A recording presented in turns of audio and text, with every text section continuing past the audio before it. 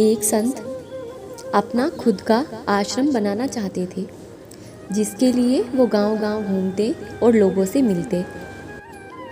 इसी यात्रा के दौरान उनकी मुलाकात एक किसान से हुई। किसान ने उनका स्वागत किया और कहा कि महात्मा, आप कुछ समय के लिए मेरी कुटिया में आराम कीजिए। किसान के मीठे व्यवहार से खुश होकर संत ने किसान का आग्रह स्वीकार कर लिया।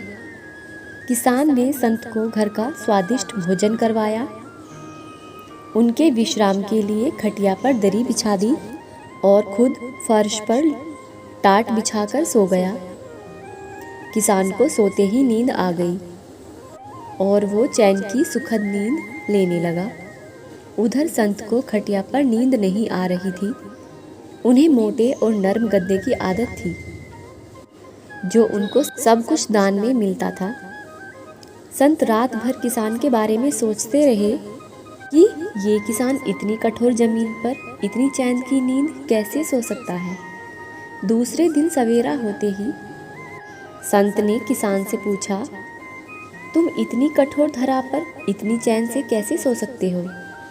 तो किसान ने कहा कि गुरुदेव, मेरी ये कुटिया मेरे लिए किसी महल से कम नहीं है। इसमें मेरे श्रम की महक है। अगर मुझे एक समय भी भोजन मिलता है तो मैं अपने आप को भाग्यशाली मानता हूँ। जब दिन भर के कार्यों के बाद मैं इस धरा पर सोता हूँ तो मुझे माँ की गोद का एहसास होता है। मैं दिन भर अपना काम और सत्कर्मों का विचार करते हुए चैन की नींद सो जाता हूँ।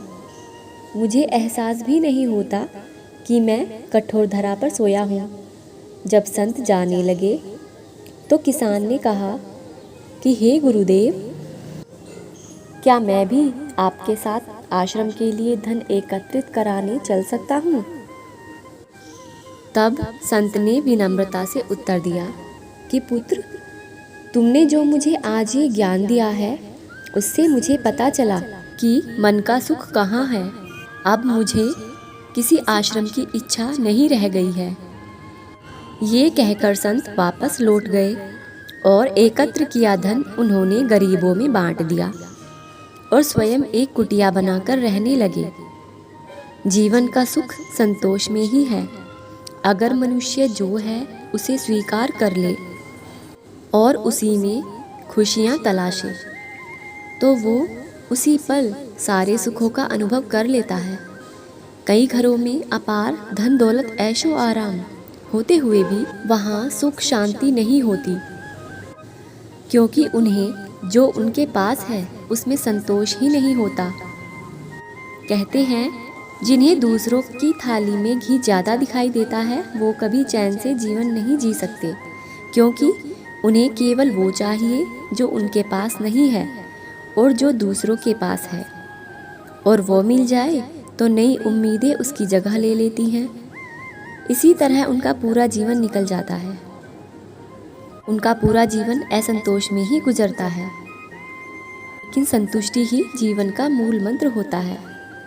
अगर ये बात सब समझ लें तो थोड़े में ही सभी अपने जीवन को खुशी के साथ जी सकते हैं।